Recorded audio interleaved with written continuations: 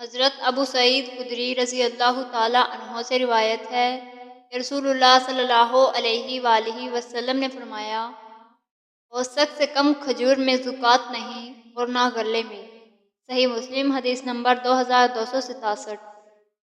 حضرت ابن عمر رضی اللہ تعالیٰ عنہ سے روایت ہے کہ رسول اللہ صلی اللہ علیہ وآلہ وسلم نے حکم دیا کہ صدقۃ الفطر لوگوں کی نماز عید کی طرف نکلنے سے پہلے ادا کیا جائے۔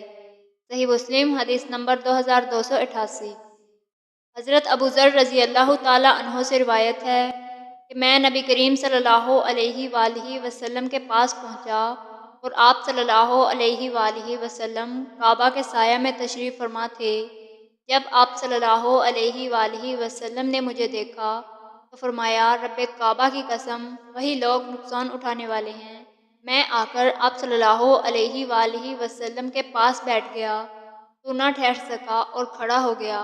میں نے عرض کیا، یا رسول اللہ صلی اللہ علیہ وآلہ وسلم، میرے ماں باپ آپ صلی اللہ علیہ وآلہ وسلم پر قربان ہوں، وہ کون ہیں؟ فرمایا، وہ بہت مال والے ہیں، سوائے اس کے جو اس طرح اپنے سامنے سے، اپنے پیچھے سے، اپنے دائیں اور بائیں سے، اور ان میں سے کم لوگ وہ ہیں جو اونٹ اور گائے اور بکریوں والے ان کی زکوٰۃ ادا نہیں کرتے، تو وہ قیامت کے دن برپا ہو کر آئیں گی اور ان کو اپنے سینگوں سے زخمی کریں گی اور اپنے کھروں سے روندیں گی۔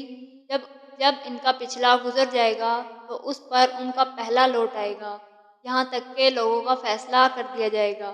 صحیح مسلم حدیث نمبر 2300۔